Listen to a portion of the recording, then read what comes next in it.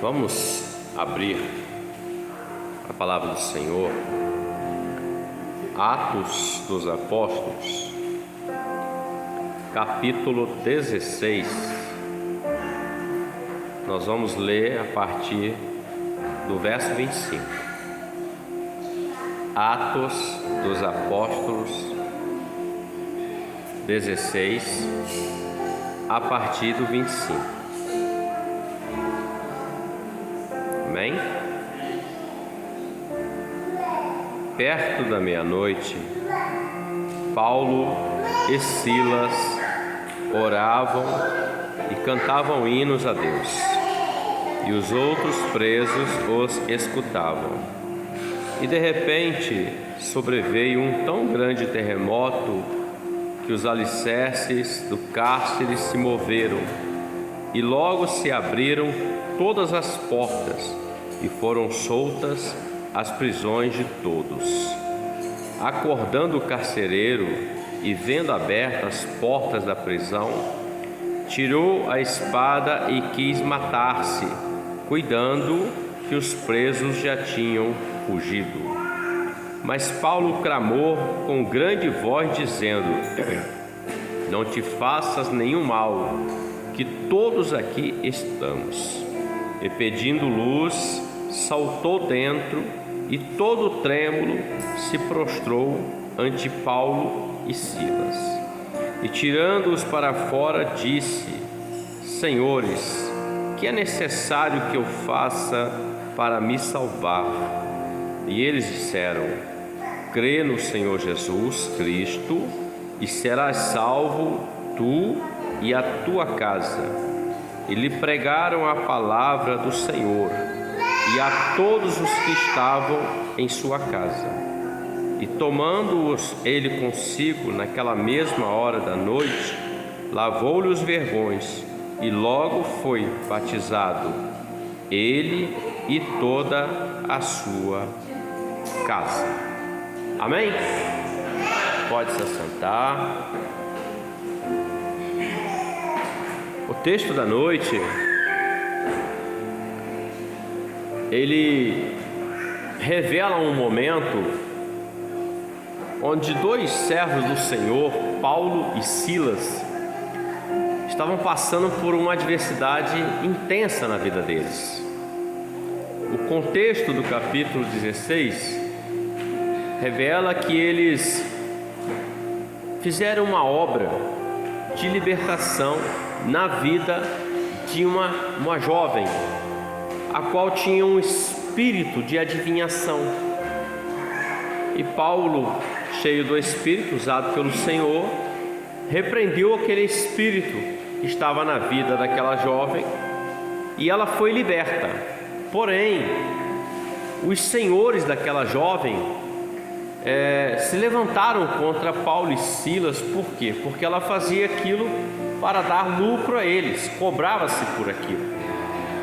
E isso fez com que eles se levantassem, chamassem as autoridades daquele lugar, daquela região onde eles estavam, e eles pegaram, bateram em Paulo e Silas, espancaram eles com varas, açoites, e depois prenderam ele no cárcere. Eles ficaram presos. Então esse texto é um texto conhecido de muita gente. Mas veja bem, queridos, os dois servos do Senhor estavam presos no cárcere interior, pés, mãos amarrados e num cárcere. A prisão naquele tempo não é como hoje, barras de ferro, grade, comida à vontade, nada disso. A prisão naquele tempo ela era cruel. Era uma caverna, descia, escuro, úmido, e sofriam torturas ao longo do tempo que estavam presos. Paulo e Silas poderiam, entre aspas, conjecturando, eles poderiam dizer assim: de que adianta servir esse Deus? Nós fizemos a sua obra e agora nós estamos aqui padecendo este mal, essa dificuldade. Estamos presos, estamos com as costas todas feridas, estamos sentindo dor, estamos aqui. Poderia-se, entre aspas, eles dizerem isso. Muitas pessoas, elas começam a sua caminhada com o Senhor e o Senhor vai dando a direção, vai capacitando, vai abençoando, e o Senhor vai dando o dom, vai dando o talento para a sua obra. Porém, quando se depara com uma situação adversa, muitos têm o primeiro pensamento deles é de desistir, parar, abandonar. Prefere parar aquilo que o Senhor começou a fazer na vida dele, como escrito está em Colossenses, né? Aquele que começou a boa obra, ele é fiel e justo para cumprir até o dia de Jesus Cristo. A vida do cristão, ela não é vida só de alegrias e prazeres. Não, tem dores, tem sofrimento, irmãos, tem dificuldade. Jesus declarou que no mundo nós teríamos aflições, mas Ele aconselhou: tenham bom ânimo, porque eu já venci o mundo. Ou seja, Ele deu o exemplo, Ele venceu a força que está nesse mundo, que é a força do adversário. Mas muitas pessoas acham que não.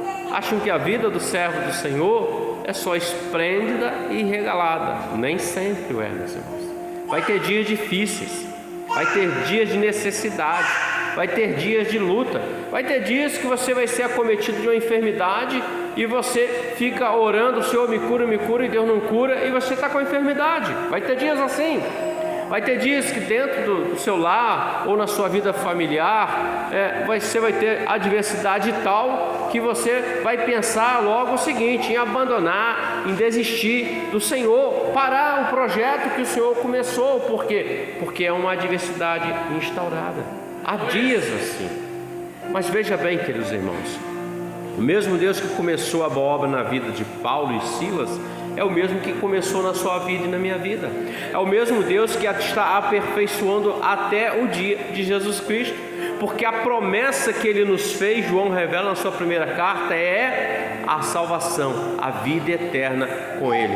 Tudo que nós granjearmos nesse íntere, meus irmãos, glória seja dada ao nome do Senhor. Mas quando vier a luta, a adversidade, que nós não sejamos fracos na fé, que nós não sejamos covardes na fé, mas nós sejamos cheios do Espírito Santo, valentes, caminhando em direção àquilo que Deus tem para nossas vidas.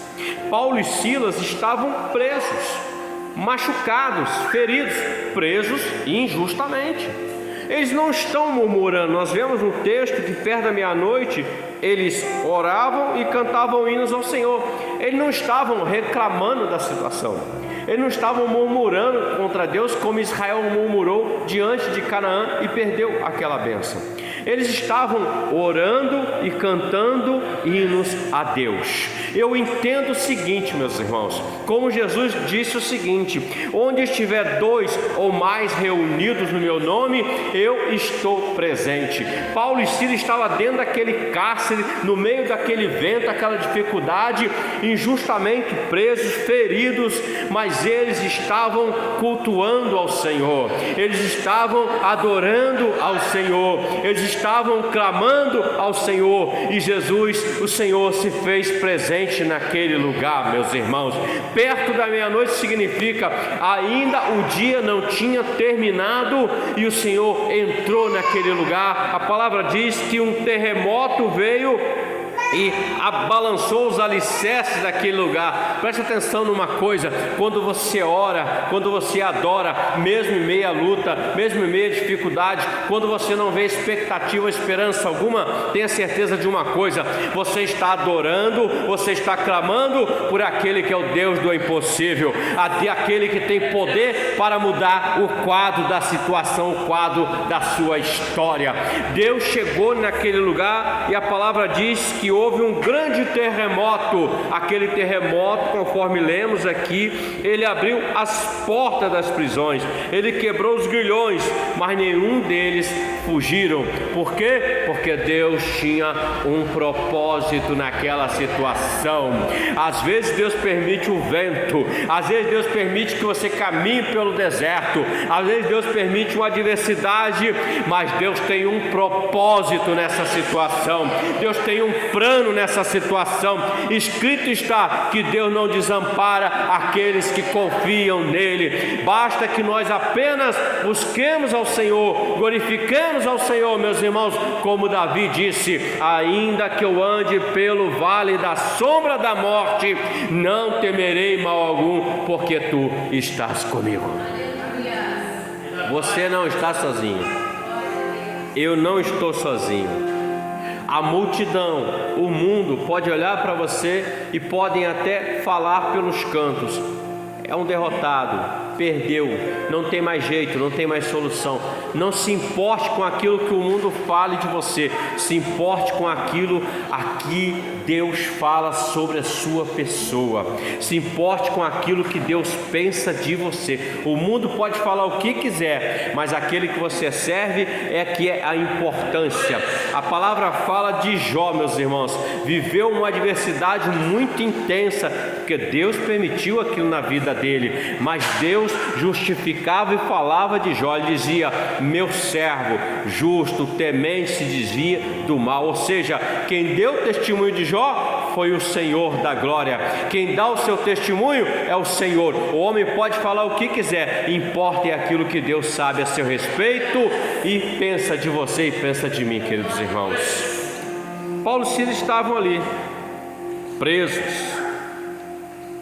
e a palavra diz que o carcereiro, olha que coisa interessante, irmãos, o Senhor permitiu que eles libertassem aquela jovem. Ela foi liberta daquele espírito maligno, ela deixou de ser uma pessoa usada pelo adversário, foi liberta. O Senhor permitiu que através dessa ação eles fossem presos.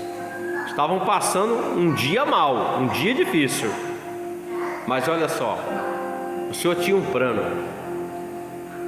Paulo e Silas ainda não conseguiram enxergar, mas no decorrer da trajetória eles puderam observar. Por quê?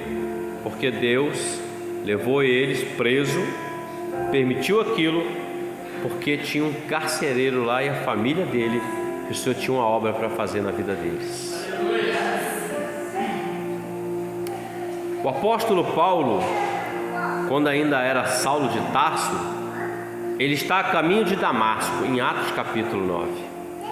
A palavra diz que um resplendor de luz cercou ele, o Senhor Jesus. E Paulo cai por terra e diz: quem és tu, Senhor?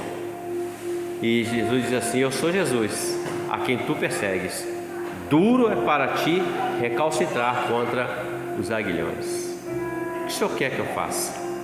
Ele disse: entra na cidade, lá te será dito o que vai fazer. E Paulo ficou 3 dias em jejum, numa cidade. E o Senhor levanta um servo dele, olha a obra de Deus, chamado Ananias. O Senhor vem e fala com Ananias: Ananias. E Ananias diz assim: eis-me aqui, Senhor. Sim, Senhor. Ele disse assim: eu quero que você vá na rua direita, na casa de um homem assim assim. Lá tem um homem chamado Saulo. Ele está há 3 dias em jejum sem comer. E eu mostrei a ele numa visão que você chegava, impunha as mãos e ele voltava a ver, porque ele estava cego. Ananias diz assim: mas Senhor, este homem é um homem que persegue a igreja, é um homem que consentiu na morte de Estevão, é um perseguidor, fala mal da obra. Mas o Senhor disse para ele assim: Ananias, vai, porque ele é para mim um vaso escolhido, e eu vou mostrar para ele o quanto ele deve padecer por amor do meu nome. Ananias foi, impôs as mãos, Paulo voltou a ver e recebeu o Espírito Santo. O que eu quero dizer com isso? O chamado de Paulo era um chamado que Deus já tinha dito para ele: ó, você vai padecer por amor do meu nome, você vai passar dificuldades. Mas Paulo não desistiu da obra e do chamado de Deus. Você pode estar passando desemprego, enfermidade, dificuldades familiares, situações adversas nesse mundo, mas saiba de uma coisa, como Paulo declarou: eu sei em quem tenho crido. O Deus que te chamou é o Deus que está no controle da sua vida. Podem falar o que quiser a seu respeito, podem tentar levar tudo que você tem, mas tem uma coisa que não vão levar, que é a sua salvação, a sua alma, porque você sabe em quem você tem crido e Ele é poderoso para guardar o seu depósito até aquele grande dia. Paulo e Silas, o carcereiro, quando chega naquele lugar, ele olha as grades abertas, a cadeia aberta, ele se desespera. Por que disso, irmãos? Talvez você não saiba, mas se sabe, eu vou relembrar. Ele era um romano, ele era responsável por aquele cárcere, aquela prisão. E se houvesse uma fuga, ele pagava com a própria vida. Assim era Roma, assim é o mundo, olho por olho, dente por dente. No mundo não tem perdão, meus irmãos. No mundo se paga olho por olho e dente por dente. O carcereiro, quando vê aquilo, a palavra diz que ele olha, e ele, acordando o carcereiro, vendo abertas as portas da prisão, tirou a espada e quis matar-se, cuidando que os presos já tinham fugido. Ele pensou: vou tirar a minha vida, porque eu sei que eu vou morrer. Pelo menos de repente eles vão aliviar a minha família, porque a família também ia padecer. O homem no mundo é assim. Ele padece, todos que fazem parte da vida dele padecem com ele, porque o mundo não tem nada para dar para o homem, meus irmãos. O mundo só tem tristeza, dor, lamento, sofrimento e outra coisa, condenação eterna para dar para o homem. Ele quis se matar, ele quis cometer um suicídio. Paulo, de imediato, ele clamou com grande voz e disse àquele homem: não te faças nenhum mal, que todos aqui estamos. Paulo conhecia a lei romana e ele sabia que o homem ia cometer aquele delito com ele mesmo, porque ele temia a situação que poderia vir sobre ele. E ele fala assim: não te faças nenhum mal, porque todos aqui estamos. Nós podemos pegar esse texto e dizer assim, pela revelação: não te faças nenhum mal. Tem muita coisa que o homem que não conhece o Senhor, ele faz para ele mesmo, mas ele acha que está fazendo bem, mas ele está fazendo mal a ele mesmo. Exemplo: ele tem o vício, a bebida, o alcoolismo, a droga, a prostituição, entre tantas outras coisas. Ele acha que está fazendo um bem para ele, mas não, ele está fazendo um mal para ele mesmo. O roubo, o furto, o envolvimento com a criminalidade, ele acha que ele é o bambambam, ele está fazendo um bem. Não, ele está fazendo mal para ele mesmo. Se você perguntar para alguém que é usuário: não faz isso, cara, isso aí é ruim para você. Não, cara, eu estou bem, estou tranquilo, eu fico legal. Ele acha que está fazendo algo bom para ele, mas ele está fazendo o mal para ele mesmo. Ele está dominado por aquilo. E Paulo fala assim: não te faças nenhum mal. E a pergunta do carcereiro para Paulo é exatamente o que muitas pessoas hoje fazem. O que eu preciso fazer para ser salvo? O que eu preciso fazer para ser liberto desse vício? O que eu preciso fazer para ter restauração? O que eu preciso fazer para ter paz? É a pergunta de muitos. A pergunta que o carcereiro fez: o que eu preciso fazer para ser salvo? Ou seja, ele queria ser salvo daquela condenação que estava sobre ele, a morte pesava sobre ele. É a pergunta de muitos. O jovem rico, ele chega diante do Senhor Jesus e pergunta: bom mestre, o que eu devo fazer para ser salvo? Ele queria salvação. Ele tinha dinheiro, tinha posição social, e ele queria salvação. Aí Jesus fala para ele: sabe os mandamentos? Ele pergunta: quais? Jesus cita para ele 6 mandamentos, o que fala do homem para com o homem. E ele diz: eu tenho guardado isso desde a minha mocidade. Mas Jesus olha para ele e fala assim: só te falta uma coisa. Vende tudo que você tem, dá aos pobres e terá um lugar no reino de Deus. Jesus não estava criticando ele por ser rico, não é isso. Porém, o que estava no coração dele era o amor ao dinheiro. O que estava no coração daquele jovem não era o Senhor. O Senhor não tinha primazia, porque os 4 primeiros mandamentos do decálogo fala do homem para com Deus. Quando perguntaram para Jesus, o mestre lá, escriba, ele perguntou: mestre, qual é o grande mandamento da lei? Aí Jesus fala para ele: o primeiro e grande é: amarás, pois, o Senhor teu Deus de todo o teu coração, toda a tua força, toda a tua alma. E o segundo semelhante: o próximo como a ti mesmo. E o jovem foi embora. Queria ser salvo, mas não queria entregar a sua vida para o Salvador. O homem quer ser liberto, e Jesus é o libertador, mas o homem não quer entregar a sua vida para Jesus, para o libertar. Ele resiste. Lembra quando eu falei aqui: quando tudo perante o Senhor estiver e todo o teu ser o Senhor controlar, quer dizer, há uma resistência. Muitos, meus irmãos, entregam muitas coisas ao Senhor, mas tem coisas que ficam ali, escondidas, guardadas, não entregam. Precisa ser entregue. E essa é a noite de entregar tudo no altar do Senhor, para que saiamos daqui hoje mudados, renovados, transformados e com a vitória na mão, para a glória de Deus Pai Todo-Poderoso. Ele disse: o que eu preciso fazer? Talvez na mente do carcereiro ele pensou assim: se eu soltar vocês e deixar o resto preso, se eu der dinheiro, ouro para vocês. Mas Paulo disse assim: apenas creia no Senhor Jesus e será salvo tu e tua casa. Nós estamos orando por família, familiares, parentes. Deus sempre começa uma obra em uma família, em um lar, através de alguém.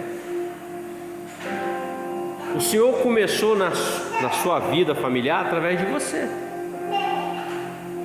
O Senhor sempre vai salvar através de alguém. Começa com um, meus irmãos. Basta apenas um crer, e esse que crê, ele perseverar com o Senhor. O Senhor vai fazer a obra. Ô pastor, mas tem orado? Continua orando. Pede a Deus uma direção. Jejue mais. Eu tenho jejuado até meio-dia. Jejue um pouco mais. Pague o preço de oração e jejum, para que o Senhor possa quebrar o coração, para que o Senhor possa mudar a história, meus irmãos. Por quê? Porque Deus ouve a oração do justo, e ela pode muito em seus efeitos. Comece em um. Na vida do carcereiro, começou com ele, estendeu-se para a família dele. Na vida de Zaqueu, começou com Zaqueu, mas se estendeu para a família dele e todos aqueles que conheciam ele, porque viram a mudança na vida dele. Na vida de Jairo, começou com Jairo, se estendeu para a filha que estava morta, que foi para a esposa e para todos que faziam parte da vida dele. Na sua vida, começou com você.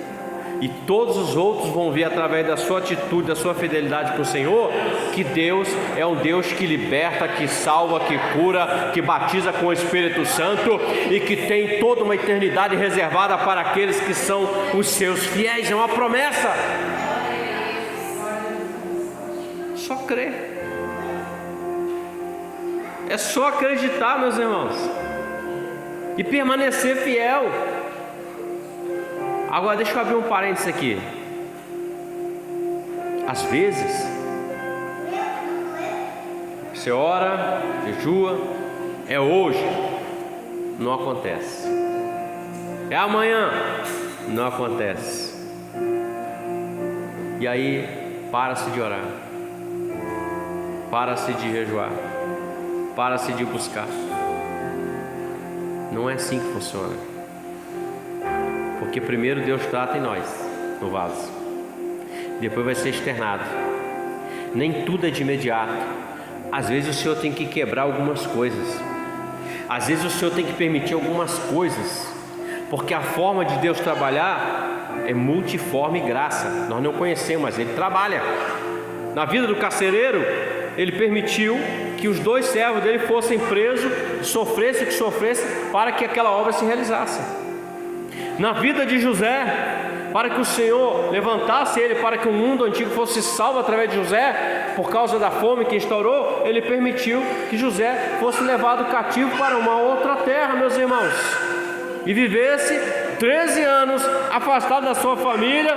Porém lá no final o Senhor o exaltou, o Senhor glorificou o nome dele e salvou a todos naquele tempo. Há um tempo de Deus. Mas uma coisa é certa, é preciso estar com o Senhor. Porque José estava no Egito, mas o Egito não estava em José. Daniel, quando foi tirado da terra dele e foi levado para a Babilônia, a primeira coisa que ele fez, assentou no coração dele não se contaminar com as coisas babilônicas. Mesmo quando